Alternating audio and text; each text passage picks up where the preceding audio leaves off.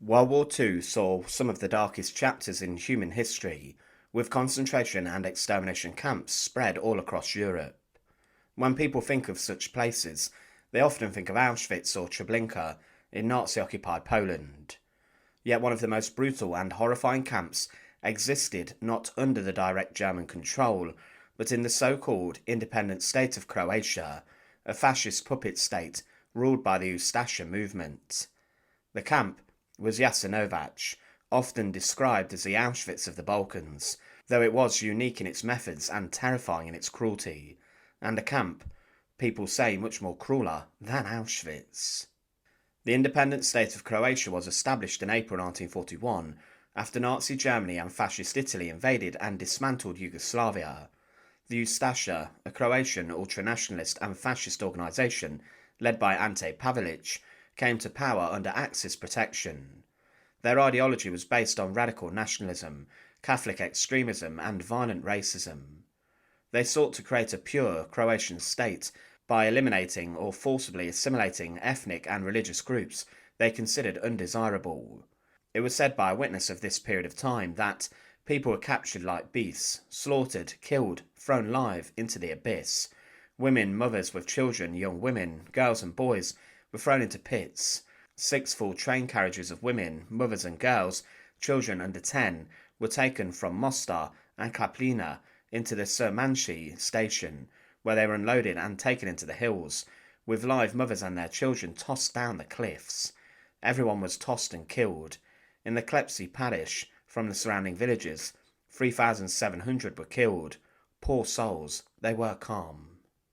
The Ustase particularly targeted Serbs, Jews and Roma gypsies, as well as political opponents, communists and anyone suspected of resisting.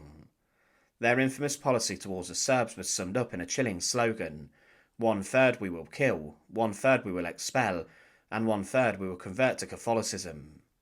To carry out this genocidal programme, the Ustase built a system of camps. The largest and most infamous was Jasenovac, established in August 1941. It was not a single camp, but a complex of them spread along the Sara River in central Croatia. It was made up of several main sites, including Camp 1 Krapje, Camp 2 Brosis, Camp 3 Siglana, Camp 4 Kozara, and Camp 5 Stara Gradiska. Together they formed a network of imprisonment, forced labour, torture and extermination. Unlike many Nazi camps, Jasenovac was run entirely by the Ustase themselves, with little German oversight. This meant the camp developed its own unique style of brutality, one that was often less industrialised but more intimate and sadistic. Prisoners were usually killed not in gas chambers, but through shootings, beatings, hanging, starvation, and even by handheld weapons like knives and hammers.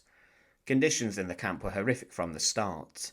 Prisoners were forced to work on construction projects, farming, brickmaking, and complete other hard labour under brutal conditions. Food was scarce, medical care almost non-existent, and guards treated inmates with extreme cruelty. Eyewitness accounts describe beatings for the smallest infractions, arbitrary killings, and sadistic games of torture. Ustase guards would sometimes hold competitions to see who could kill the most prisoners in a single night. One infamous guard, Petar Blizka, reportedly killed more than 1,000 prisoners in one night with a special knife designed for cutting throats, known as the Serb cutter.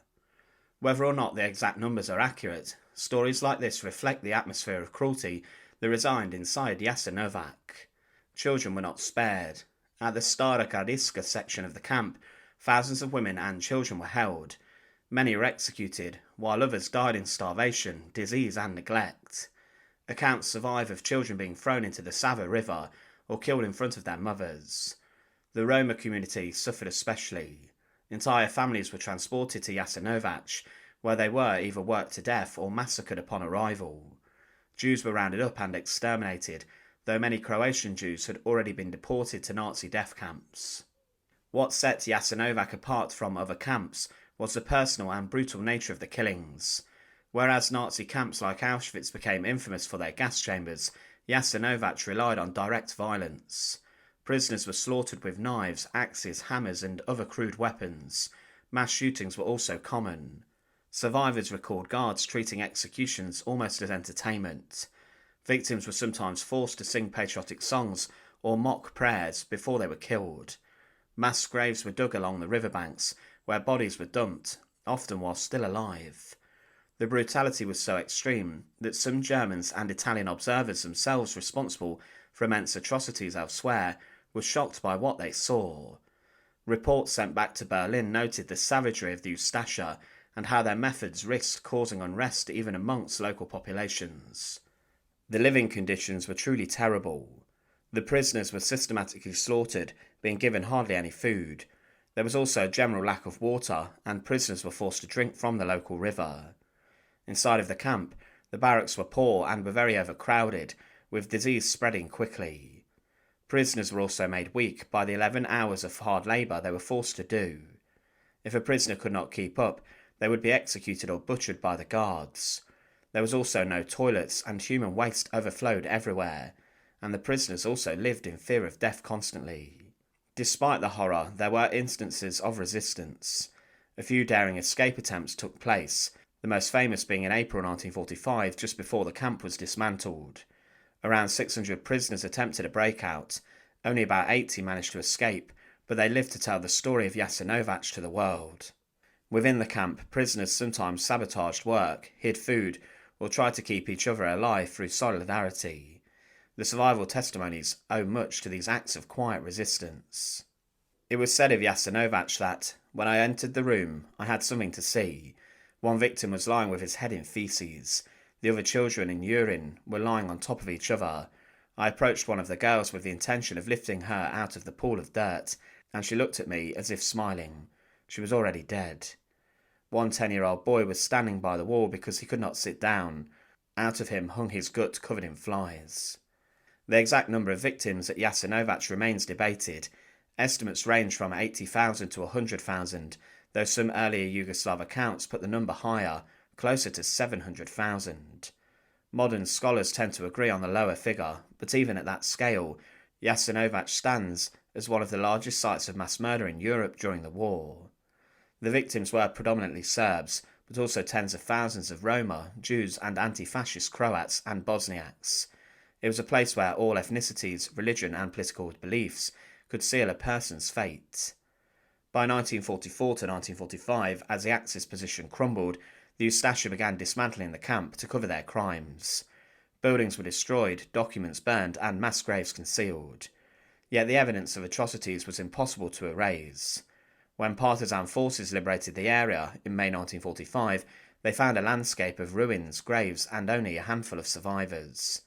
Many Ustase officials, including Ante Pavelic, fled at the end of the war, some escaping justice for years, with the help of sympathetic networks in Europe and South America. Others were captured and tried for war crimes. In communist Yugoslavia after the war, Jasenovac became a powerful symbol of fascist brutality and the suffering of the peoples of Yugoslavia. A large memorial site and museum were established, and annual commemorations take place. However, political tensions sometimes coloured the way the camp's history was remembered, and disputes over the number of victims and the groups that suffered most. After the breakup of Yugoslavia in the 1990s, Jasenovac again became a controversial topic. Nationalist groups in Croatia sometimes downplayed or denied the atrocities, while in Serbia the higher victim estimates were often emphasised. These disputes show how the memory of Jasenovac continues to shape regional politics and identity.